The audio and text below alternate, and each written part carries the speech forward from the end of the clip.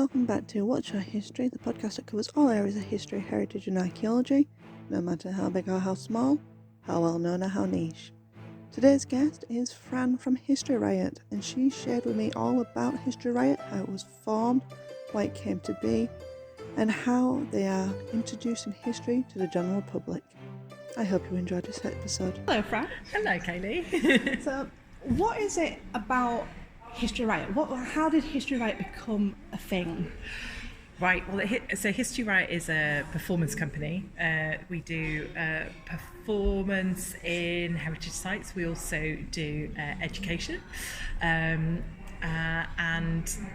it started in the pandemic, but it started amongst a group of people who all had a footing in that area. So many of us worked for a company previous to the pandemic who had done that kind of thing, and so we'd all kind of been introduced to this world of performance in heritage, and performance which was created, sometimes scripted, sometimes not. It's been called live interpretation, costumed interpretation, historical interpretation, and that's still a massive element of what we do. But it's not only what we do. And it basically, we'd all fallen into it through being performers. That was sort of the principal thing. We're not all performers. Some people are educators, some people were teachers, historians, writers, but because of the performance element, that's why everybody was there. And then COVID hit, and I'm an actor. I trained as an actor. And so the two huge main elements of my life just disappeared, one of which was theatre and performance at all in terms of acting. And then the other of it was heritage, because nobody could visit a heritage site, and therefore nobody was wanting to employ anybody to do anything in a heritage site in terms of performance. So these strands both just disappeared sort of overnight. And I don't think I'd ever imagined that both would go.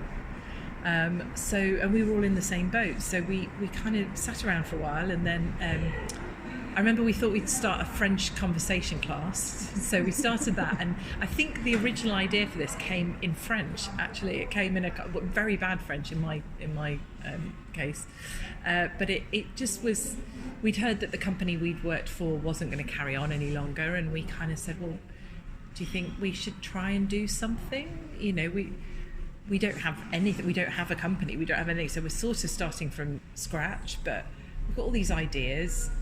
But at the time we didn't know if it would ever come back in the same way. So I suppose the initial ideas were, is there anything we could do online, and is there anything we could do that's really socially distanced, that you know doesn't, which seems to be going against what we now do, which is very close interaction with people, interaction with the public, one-on-one or in a massive group, but definitely there in front of them and very active, or teaching a school group.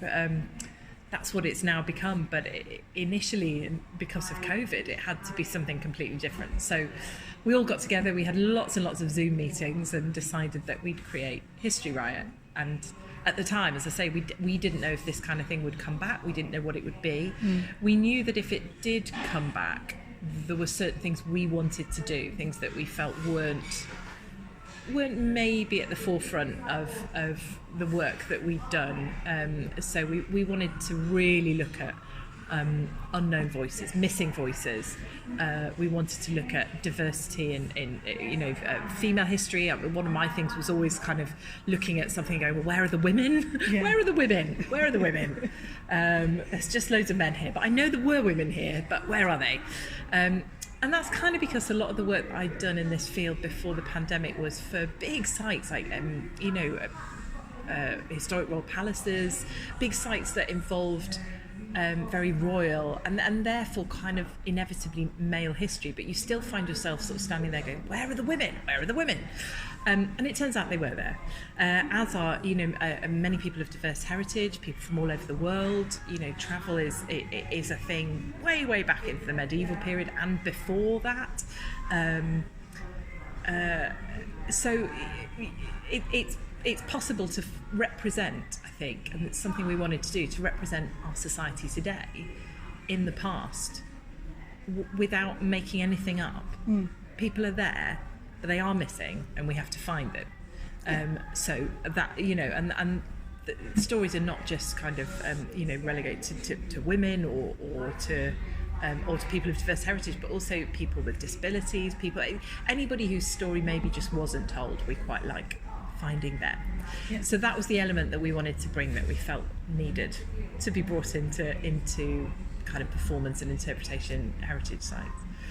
Yeah, that's actually really, really cool, because I have noticed that one of my frustrations, like when I watch films and stuff, is they always go, oh, what should we do? Oh, Henry and his 6 wives, as if that hasn't been done like 50, 100 million times.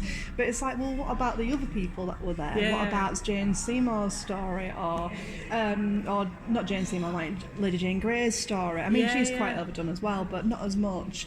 Or maybe not even people that were in the royal household. What about the people that were down the street? But how did they cope with the fact that the king kept on having a new mistress and a new wife and sort of thing? It's those sort of stories that I gravitate towards. So that's why I did archaeology, for example, that focuses on us rather than the royals. Yes, brilliant. So I do like that there is those stories. And I don't know about you, this isn't about History Riot, this is just about like film in general, but they seem to be... There's been a lot of programs recently where you're having people of colour representing historical people who obviously were not people of colour, and I'm very torn on that, because on one hand I'm like, well, from a performance point of view, you can be whatever you want. It doesn't matter. You don't know what colour you are. It doesn't matter. You perform in that person. Yeah. But if you're going for a historical accuracy quote sort of thing, then I don't think it's appropriate that we should have, say, like a Black Henry or whatever. I think we should try and find those stories, because they do exist. I think the thing is that it certainly a wonderful colleague of mine, Nadia Nadeef, who's a fantastic actress and also director.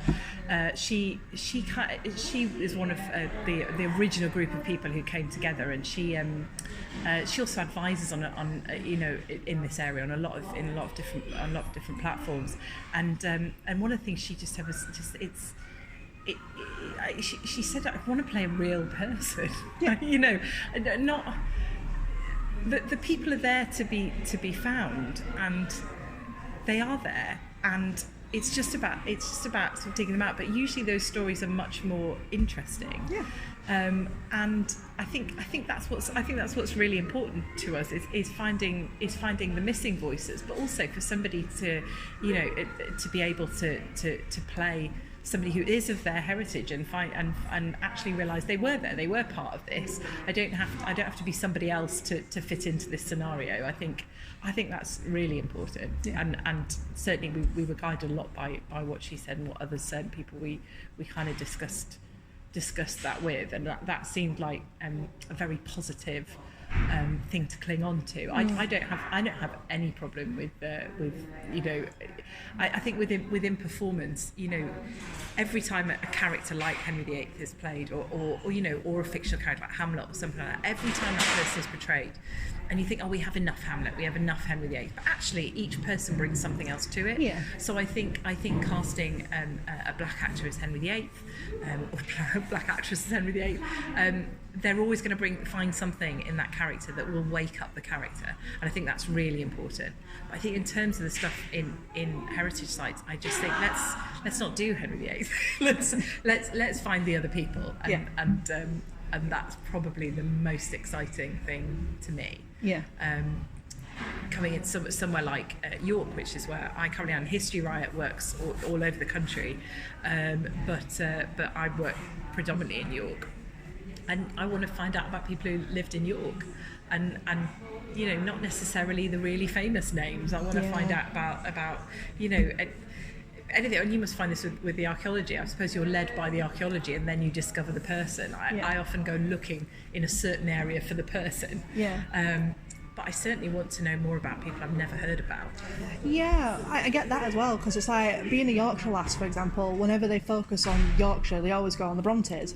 And I'm a big Bronte fan, I'm not going to lie. Oh, yeah, I am. Absolutely. But I must admit, it was starting to get on my nerves after a while. It's like, so yes, the Brontes are in Yorkshire. It's like, yes, there was there was other people here, sort of thing. And then the moment that they did Gentleman Jack, for example, I was just like, yes, finally another person from Yorkshire. Yeah, another icon. So I got very excited of this representation of someone who's LGBT as well. I get that, wanting those other stories, because they are there. I think people just can't be asked looking for them, and sometimes they're really hard. They're really hard to find. Yeah. I mean, we did an event. History Riot did an event at the Tower of London in the summer, and the Historic Royal Palaces have produced this event twice now. They recommissioned it this year, and it's Trailblazers, and it was about women at the connected to the Tower of London, who are not Anne Boleyn. Nothing. I mean, I think Anne. My goodness, I think Anne Boleyn is fantastic, and every performance I see of her, there's something else to be found. But this was about people who maybe aren't quite so famous, not the first person that people ask for when they walk through the gates. But one of the characters, my colleague Lauren Johnson, is a fantastic historian and an author. She has a biography coming out next year on Margaret Beaufort, who is the ultimate trailblazer, probably female trailblazer. But she, November 2025, Lauren's new biography of Margaret Beaufort. But Lauren wrote and researched and directed Trailblazers, and she found one line. And I think this has been quoted in, I think it's History magazine, so don't quote me on that, but there's that one line about a female blacksmith who was the master blacksmith at the Tower of London. She worked the Tower Forge during a period during the 100 Years' War. So during this period of wartime, in our biggest fortress, there was a female master blacksmith. See, Knight's Tale was right. Exactly, yeah. People, and there have been so many through history. She's, and of course she's there. She's kind of there for a reason. It's kind of because of family. She's a widow. I think the blacksmithing is in the family. I can't remember whether it passes on to her son or not eventually. But there's this period of time when it's her, and that's completely acceptable. But the problem, that Lauren had is that's just one line. Yeah. It's just one line. And what she has to do is use her immense knowledge of women in the medieval period, which is, admirable, to flesh out that character. Like, what might she have been like? What would she be doing? What would she be, and we do that as performers all the time. As an actor, you do that. You have to answer the bits that aren't there in the script.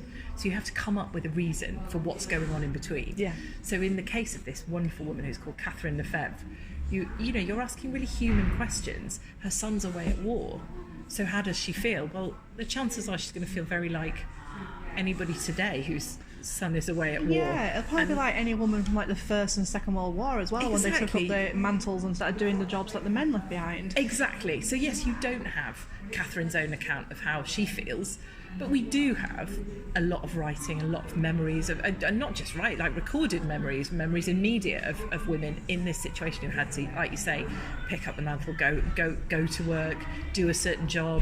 Maybe they hadn't expected to do that job. Maybe they had. Who knows? But we have that. That's humanity. So we can always tap into the past like that. And I think that is, personally, I think that is the best way to do it, because that's about saying, I'm a human being, you're a human being. I'm several hundred years before you, but we can still have a laugh at this. We can still cry at that, and we're still going to feel pretty awful if our son's gone off to war. So that's the humanity. Yeah, that's what I absolutely love about history, in all fairness. And it's, again, why I focus on everyday folk rather than the people up in the palaces and stuff, because as much as they're feeling the same things, because they're human at the end of the day, they're brought up differently to us. We are the working class, so we're going to experience things a lot different to somebody who was raised with the idea of your husband's just for this reason and that's it. Whereas in the working class world, it's like when people look at the past, especially through popular media, they have just this very narrowed view of how people were. And it's the same with going to museums. Now, I love museums, I work in heritage, but again, it's only a snapshot of a certain group of people that you're seeing. So this is one of the things I try and tell people when I work in my museum as well. I tell people when they look at the fashion side of it, I go, just remember, this is just a snapshot. These are the people that have multiple dresses. This is why they survive. Sort of thing. Yeah. These are the people that are upper class. We can't really truly relate to these people because we're not them. We're working class, and we can relate to some of the things like that were going on because there is some prejudices that were happening in the past that unfortunately are still going strong today for some reason. And it is interesting that we can use all these different ways to be able to flesh out the people, like you said, because at the end of the day, it doesn't matter that we might not be able to understand each other because they're speaking Latin or French or whatever the language was at the time, but their feeling will be exactly the same as ours if we somehow went into that time machine and was there and stuff, and we would sympathise with them. We would have the same feelings as them. There might be things that were considered normal to them that aren't normal to us now. Of course, but yeah. That's the same with anything. That's the same with any culture that you go to. Yeah, that's all it is. It's just a different culture. Yeah, that's right. The past is a different country. They do things differently there. That's the thing. It is just seeing it like that. But we've always been human, and I think one of the reasons for the name History Riot was, firstly, it was that we wanted to do things a bit differently. So I suppose we did want to bring in a little bit of element of, we kind of want to run riot a little bit through what's gone before, obviously very carefully. I have to say that in case curators are listening, we're very, very careful and respectful of building. Not coming in with a wrecking ball or anything like that. No, not that kind of riot. But also like the riot side, like riotous. We kind of, I'm a great believer in making people laugh. I think, I don't think I'm alone, because I think the example is there by some of our most amazing playwrights and people who've created characters, and I'll go back to Shakespeare. Shakespeare's a good one. We all know Shakespeare. Like, Hamlet should make you laugh. It's a tragedy, but you're not going to care about Hamlet unless you've had a little sort of smile with him, and you've listened to what he's got to say to you, and he speaks to you, really from his soul, and but I think he makes you laugh a little bit, even if it's just a laugh of recognition. It's just you going, oh yeah, no, I felt like that. And if he does that, then you suddenly like him, and then you care about him. Greek tragedy is often funny. The characters are amusing because the playwright knows that you need to care about them. That's probably why you got the masks, isn't it, with the upward face and the downward face when it comes to performing. Well, possibly, but I think the lines are not that black and white. I think people think, we're going to do a tragedy, so they go in with a huge amount of angst, and people think we're going to do a comedy, so they treat it really lightly. I think the two things actually fit together much more. I think once you've brought someone in and made them laugh, then you can make them care. Yeah. And it is that sort of laugh of recognition. And I think that's so incredibly important. Now, we have a similar job in some ways to some kind of early modern writers or sort of ancient writers, just in that when we're performing in Heritage Site, and I say in the summer we perform at the Tower of London, we perform there, we perform at Hampton Court, Dover Castle, here in York, at York Castle Museum, Yorkshire Museum. Our audience doesn't necessarily know. They're not always coming for us. Sometimes they might have seen it on a website. They think, that would be great. But the thing is, they're not coming. They're coming to see the Castle Museum. They're coming to see the Yorkshire Museum. They're coming to see the Tower of London. If we want them to come with us on our little journey, however long that might be, our performance, we've got to give them something worth staying for. Because at the Tower of London, if you don't hook them in, quite rightly, they'd really rather go and see the Crown Jewels, or they'd rather go for a coffee or something like that. So, because the Crown Jewels are there, obviously you would. So we have to give them something that they know they're going to enjoy. We can't preach at them. We can't sort of ram information into them. We have to give them something entertaining, something that they feel, I can relate to this, and then they might stay with us. So it's a hard job. It's not a job. People haven't bought tickets to come and see us. So we're working hard to say, here's an offer, would you like to come? And we're not scary, because that's another thing, and that's where the humanity comes in. I can say good morning to you, and I can ask you if you've had a nice day. I could even say, do you have a difficult journey in? And you would say yes, because you did, Kaylee, today. And then we're relating in 2024, but we're also relating in any period previous to that. Yeah. So we can start a conversation where you don't really know whether we're in the past or we're in 2024 until we get much further down the line. Yeah. And then the fact that I'm in the past and you're in 2024 doesn't really matter. We can still converse because we've started already. Yeah. And I think that's quite magical. I wanted that in heritage sites when I was a kid. I think that's why I'm doing this, because I wanted that. I had a wonderful experience at York Castle Museum. I went there as a child from primary school, and we went in pinafores, and we had a lesson in a Victorian school from a Victorian schoolmistress. And I think that was so brilliant. You know, really, it really brought it to life. Standing wearing a pinafore on the street in the Victorian street, Kirkgate, was magical. And that's what I want people to find, not just to look at things, but to feel with the building. Yeah, because I think more schools should do stuff like that, in all fairness, because I did the same thing. When I was in primary school, when I was learning about Victorians as well, we went off on a field trip to I think Cartwright Hall or something, I'm not too sure, someplace in Wakefield, and we were dressed up in like period clothing, Victorian stuff, and we had to take our own little packed lunch and a little paper bag, and we had to sit there with the little slates, and we had to play with the old Victorian toys and stuff. And you remember it. You remember that sort of stuff. And it's the same with now, Jorvik Viking Centre is one of those weird ones because some people don't deem it as a museum. Some people see it as an attraction rather than a museum. But the way that they've done it with incorporating a ride, you remember it. Oh yeah, because it's the smells, it's the Vikings. It's the smell. My partner won't go anywhere. He's got some kind of memories from his childhood. He can't smell it. He just oh no.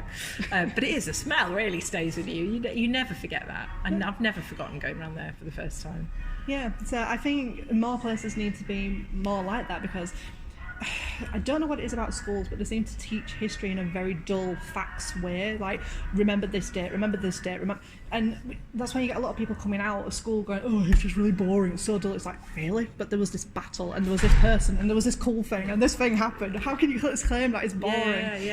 But it's because it's how it's been given to us. So having people like yourself dressed up, going, "Oh, I'm from such and such a time, and I'm doing this," that makes it more interesting. It makes it more real, and like you said, more human.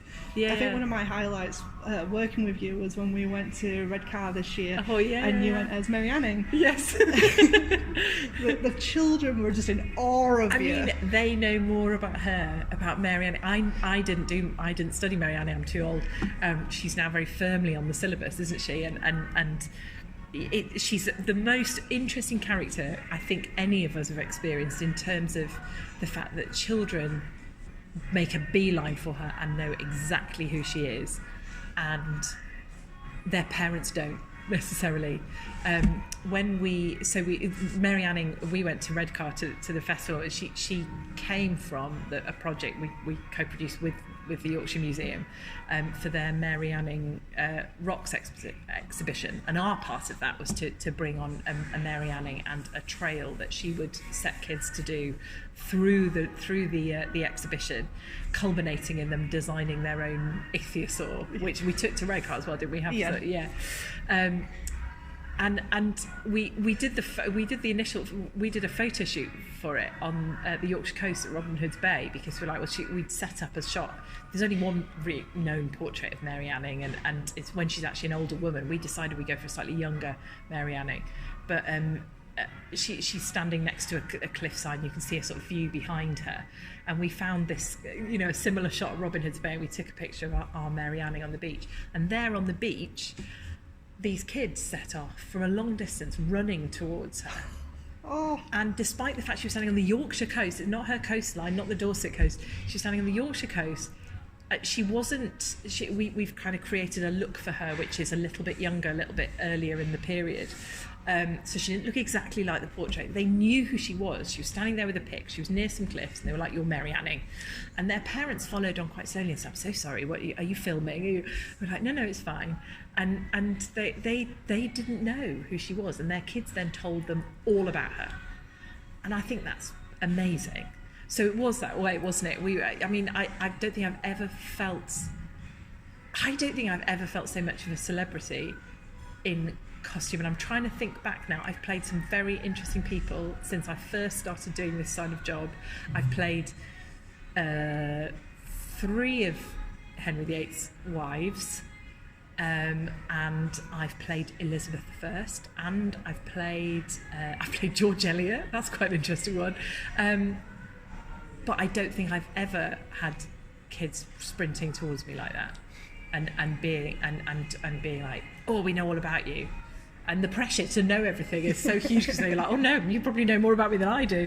But yeah, she's fantastic. What amazing hook in to history for kids, and you know, for all kids.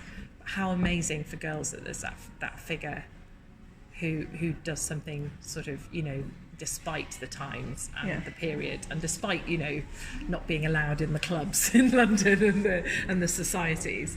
How amazing that's that person. But I think that speaks to anybody, doesn't it? It doesn't matter, you know, what gender or anything like that. It's about, if you're not allowed to do something, you can still do it. Yeah. You know. Yeah, and I think that's really good. I think Mary Anning as a character probably is a good one because she could be tailored to each generation. So, like, for the little ones, it's just about the dinosaurs. She's just some really cool lady who found dinosaurs, and dinosaurs are all the rage. And then by the time you're teenagers, it's like, oh, so you've been told that you can't do that? Well, you can. Yeah. Sort of thing. Yeah. So I think, but yeah, just literally watching those kids, and they're just, like, the moment they stepped into that room, their jaws just dropped upon seeing you. It was one of the best things just to witness. Yeah. No, it was really fantastic, and being, you know, and just being able to kind of create her into the Yorkshire Museum was really good fun as well, because I talked a lot with Dr. Sarah King, who was there with us in Redcar, who's just absolutely phenomenal and so interesting. I think a lot of kind of academics and curators think that we on the sort of performance side won't be interested, and when they, you know, that we want to kind of stamp our own performance over it, but there's absolutely nothing that they can ever tell us that is not more interesting than whatever we would make up. Yeah. The truth is always more interesting.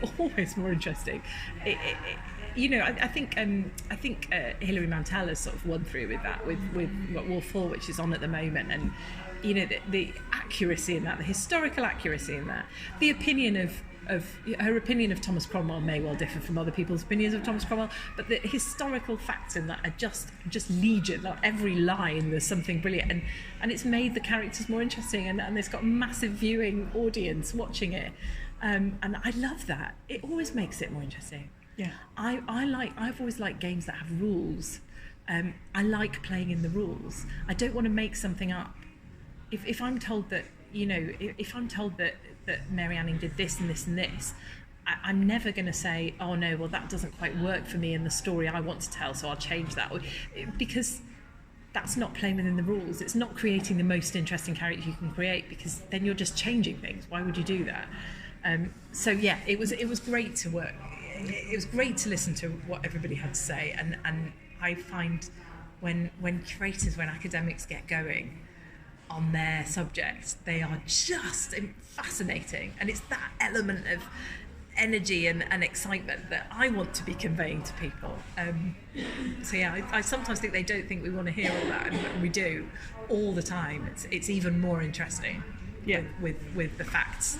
I think again it must be one of those things where it's a preconception of how curators are meant to be, because I suppose if you see anything from the past, curators are meant to be those like dusty people who wear jumpers and they're just in the back of the cupboard sort of thing. It's never true. I find them some of the most interesting people I come into contact with, and historians, you know, they've got this. Everybody's got this idea of other people, haven't they? You know, people have this idea of us, and you know, we go into a lot of heritage sites, a lot of museums, and people sort of treat us with a bit of wariness, or they don't quite know what we're going to do, or you know, we're going to ruin it, and I think that's never the case. I am as keen on history as I am on performance.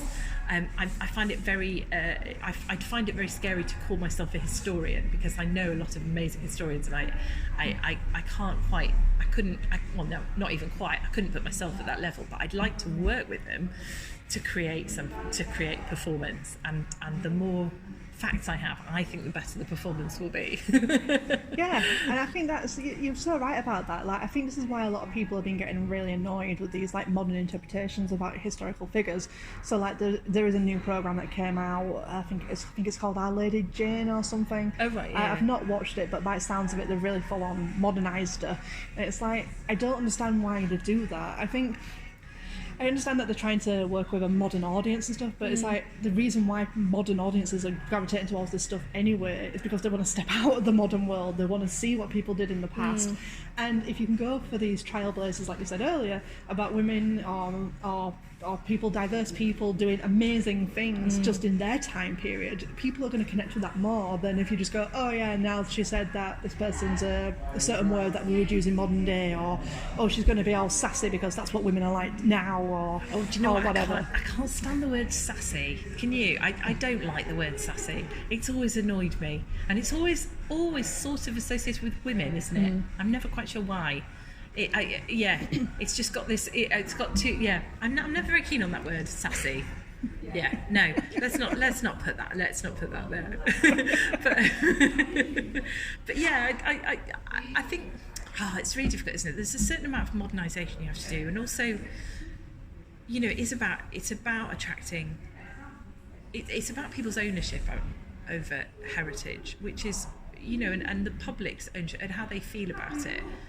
My co-director does some amazing work with kind of communities in areas. He's currently working on a project which hopefully will run in Gosport, which like York is my hometown, Gosport is his hometown, and he cares enormously about it, and he does some amazing work at bringing kind of, you know, local community groups into heritage, but also giving them the ownership of it. You know, he doesn't kind of, they create what is the project. At the end of the day, that's what we are. We're the ones who make history. Because we're the ones who deem history to be important and stuff like that.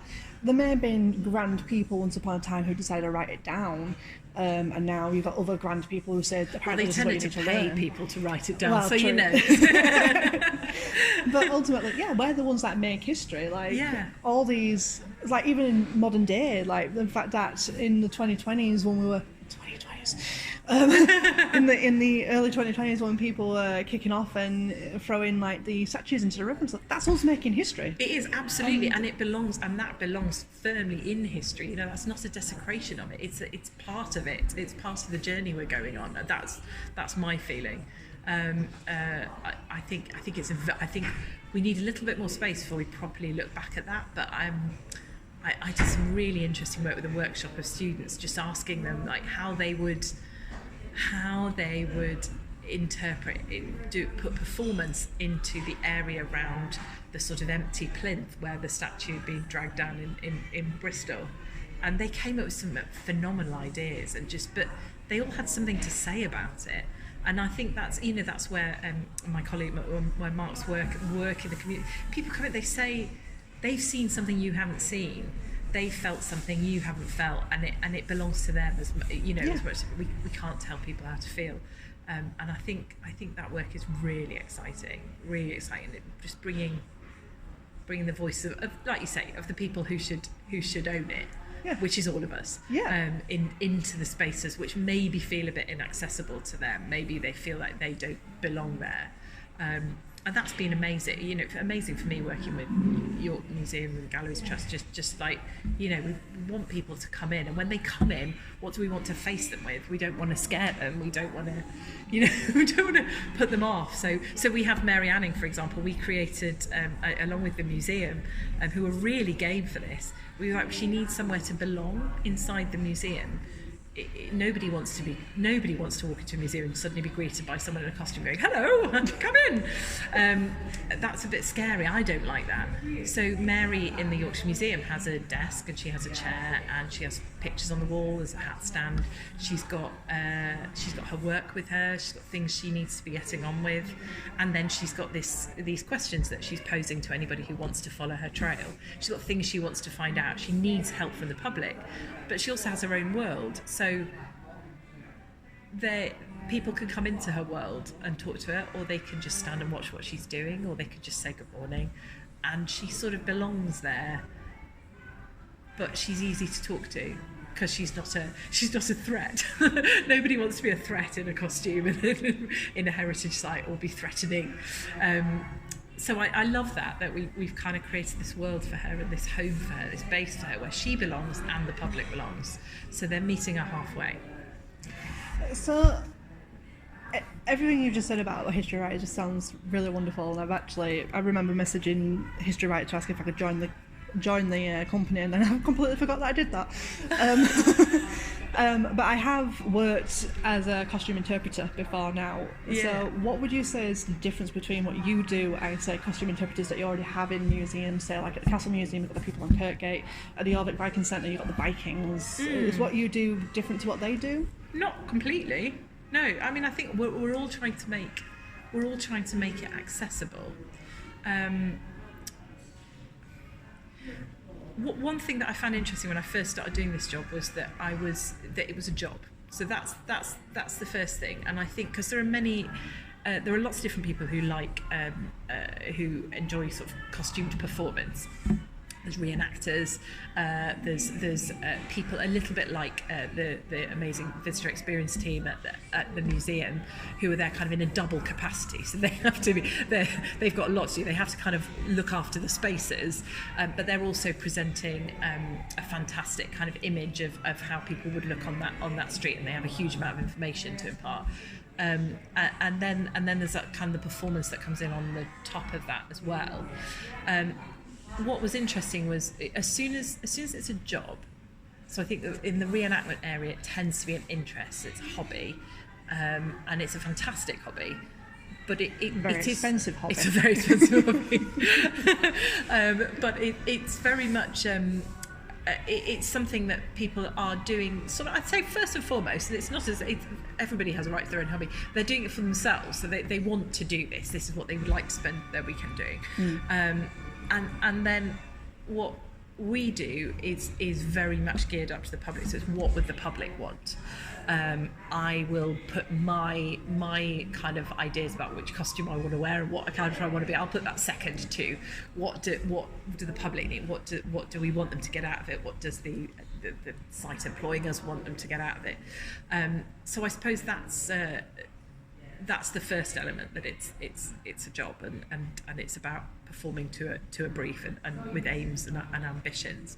I think there's so many different levels of interpretation that it's really hard to pin down exactly where we fit into it. And I think I spend a lot of our time interpreting, doing this historical interpretation, this live interpretation. I'd say that we maybe have a capacity to sort of spin off into other things a little bit, more into performance a little bit more, maybe slightly into other worlds. We all quite like really bringing the culture of the time in to what we're doing. We've done this in a few places. So at the York Castle Museum, we've brought in stories from the period, and we kind of play those stories. So we're interpreting the history, but we're doing it in a very, very performative way, I suppose, and we're bringing in other things. My colleague directed an event at the Tower of London last year, which was called Medieval Mayhem, and it had at its core a story which is a bit of a myth at the Tower. It's not. Who knows? Maybe it is. But it's a story of Bran, the giant Bran. It's an ancient British story, and it it's kind of the story of why the White Tower is where it is, but it does enter the world of myth. So because he was entering the world of myth anyway, and he was having characters telling this story about a giant, he also entered the world of kind of fairy tales and myth making, and he had a sort of Rapunzel figure there, and then a cushion with a P on it, which was going towards the princess, and sort of going into all these other worlds. And I think it makes the history, sometimes that makes it more accessible. Sometimes we will be doing something much more similar to what people would see as like that's sort of more traditional historical live costumed interpretation. Sometimes we'll be doing something like the work we've done at the Old Royal Naval College that my colleague Mark has done, sort of starting with local community groups and building it up into a really immersive performance in a tiny little space. That's an absolute piece of theatre created in a space, telling a story which is sympathetic to the site, but is a created piece of theatre. So sometimes it turns into a real piece of into absolute theatre, always with that immersive element, always with that sort of slightly interactive element. We want the audience to participate. Yeah. That doesn't necessarily mean like volunteering or shouting out. That just means going with us on a journey. So it's developed into all those things. And I hope that we bring an element of all those things into the education contract which we have, which I'm also very passionate about, which we run for Historic War Palaces. And we can bring that to the school groups that come in, even just a one-to-one capacity, that they get fantastic performers. Sometimes they get some absolutely knockout actors who, you know, might be there in front of them one day, and then the next week they might be off working at the National Theatre, or, you know, people drop in and out of the work that we do, and it means we have some amazing performers who are so good at making things, you know, exciting and accessible to children and adults. So yeah, that's a really long-winded answer to your question. I think there's a lot of similarities in what we all do, but History Riot, I suppose History Riot just have a lot of different avenues that they can go off into, spin off into. So I'm going to ask now, what are the pros and cons of doing costume interpretation? Ooh. Well, pros I think we've really talked about, Yeah. haven't we? So you know, bringing people into a heritage site, telling people that this belongs to you, making people care about you know, something which might just look like an object or a bit of building, and suddenly people are finding that they care about it. They care about a figure that they thought was just a figure in a painting, but actually that figure is there around a corner and talks to them, and they find that they care about it. Sometimes they just participate in a story. They give somebody some advice. You know, they might say, oh, why don't you go? Oh, there's this man you loved. Go and talk to him. Go and have a word. You know, something like that. Or why don't you write it down? The public might say, and the character will go, oh yeah, that's a good idea. And then you feel like you've influenced history. So it's all those things. Those are the absolute pros, and they will always outweigh the cons. I don't know, but do you mean the cons, like in terms of us? What are the difficult things for us? Yeah, so the cons of being a costume interpreter, because one of the things I've experienced when I've been in costume, when I worked in heritage, is people just not understanding personal space, for example. Oh yeah, that's interesting, and I think that's also come from kind of other costume work in skins and things like that. So like Disneyland, I think it's amazing when you put a costume on. It's true that people think they sort of have an ownership over you. I suppose in the way that they would go and stand next to Mickey Mouse. I don't want to compare us to Mickey Mouse, but you know, you feel like maybe, yeah. Also, I suppose the other one is people want to tell you things, because I think everybody does have a knowledge of they have a knowledge of the history they like, or they think they have a knowledge of history. And I think probably the most interesting character who I have never played, you won't know this, podcast listeners, but I've got quite a short blonde bob. So I have never been down to play Anne Boleyn, who's very famously dark-haired. I suppose I could wear a wig and everything, but I'd really be terrified to play her. I've got a lot of colleagues who played her, and she's a fascinating person. But if you're Anne Boleyn, you open yourself up to an awful lot.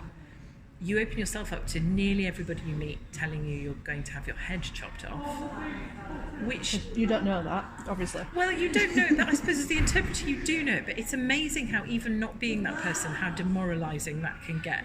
Particularly when you... Because I have taught students about Anne Boleyn, even though I haven't played her. And it's incredible how even young people of sort of 8 and 9 have an idea about her, and you think, where has that come from? Because you're only 8, and I was doing this job before you were born, and I've always been teaching this, I think, in quite a rounded way. How have you got this idea that you know, one of the things that they have is this idea that the women, the wives of Henry, are all at fault. You know, oh, she shouldn't have been like this, or she shouldn't have done that. And you think, well, and you sort of turn it around at the end of these sessions and you say, you know, is there anything you'd like to say to Henry about his behaviour at all? It's really interesting how I think it's still taught in quite a strange way. But like, Anne is just too opinionated. She deserves she's too what she got. opinionated. She shouldn't have answered. She shouldn't have argued back. She shouldn't have. You know, you're like, well, we don't. Do we really think that? Are you sure? Maybe it wasn't the wisest thing to do to Henry VIII, but that's not the point, is it? So yeah, I think there are. I think those are the difficulties. I think Anne Boleyn's a very difficult part to play. You feel like people think they own you. You feel like they think they know a lot about you, and often they don't want to hear what you've got to say. So you could stand there and you could say, just so you know, I'm quite an impressive poet. I read an enormous amount. I'm incredibly brilliant at riding. I like archery. I am, or you know, if you were Catherine of Aragon, you might say, you know, I have sort of ridden behind an army. I actually championed women's education. That was very important. Women's education. If you're Elizabeth I, you can say I might be the first. You know, I'm a poet. I'm a writer. I might be. If you're Catherine Parr, you might be one of the early female published authors. You can still buy her book on Amazon. All these things, but people won't listen to it. They will just tell you what they want to know about you. So they'll just say, "But you get your head chopped off." And you're like, yeah, but look at all this other. Oh, but yeah. So I suppose that's very annoying, and we just have to take that and kind of try and get past it, and try and introduce. Yeah, I get so many people say to it, yeah, but you're a woman, so you wouldn't get to do that. Like, well, actually, I did. So, like with the blacksmith, for example. Well, that's not you. So you didn't really do that, did you? Well, yes. Yes, I did. I'm a real person, and yes, I run the Tower Forge. But women wouldn't have been able to. Well, yes, we could. So I suppose the cons are maybe lack of complete open-mindedness, but you're never going to get that. So you just roll with what you get, and you say, no, that's not true.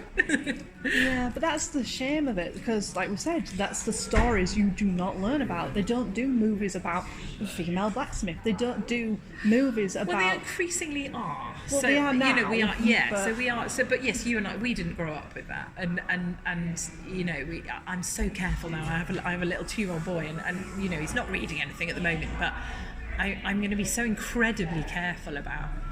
You're just walking into a heritage site, for example, a castle. It's very difficult to sort of stop the whole knights and princesses thing. I think it's getting much better, and Zog the dragon has a lot to answer for that. Very well done, Zog.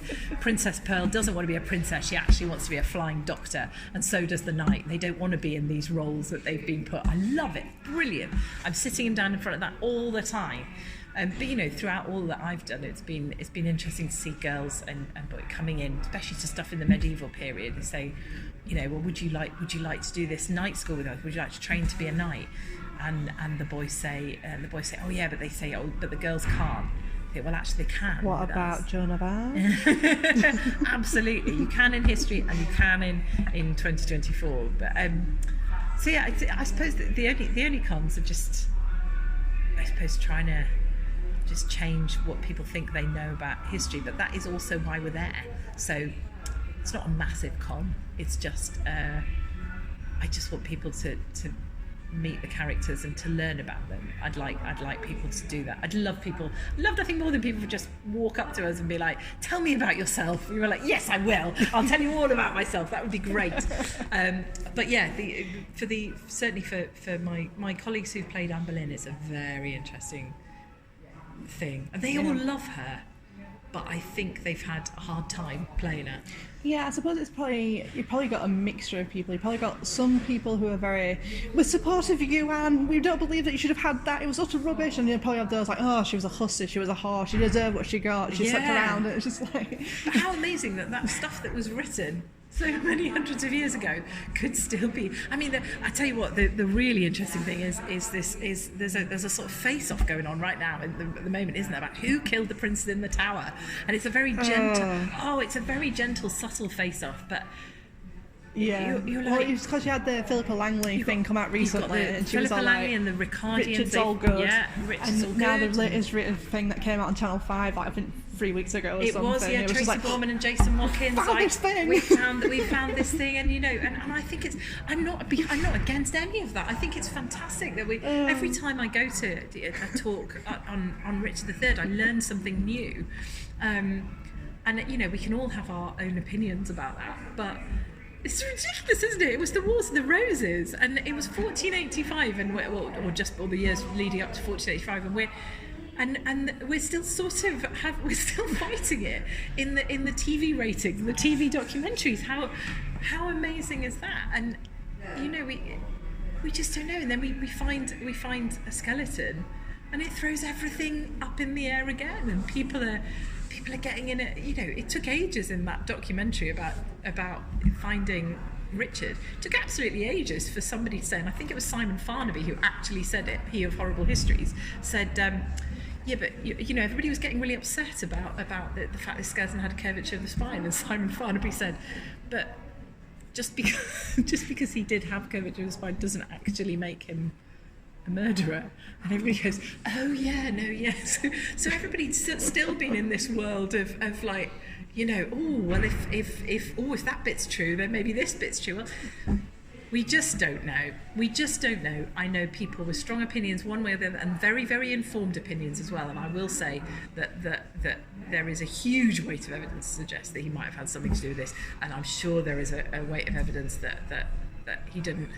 Yeah. I love the fact we don't know. That's the brilliant thing, isn't it? Yeah, it's fascinating. It's like I think I remember I think it was the Philippa Langley series that I watched, where the lady was saying that the one thing she would love to do is to find out if those skeletons are genuinely the boys, but we can't.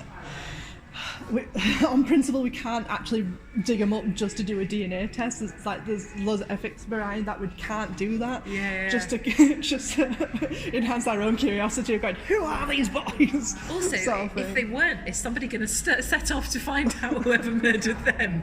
Because I suppose that would be the most interesting thing for me would be if they actually would, and then you're like, well, who are they then?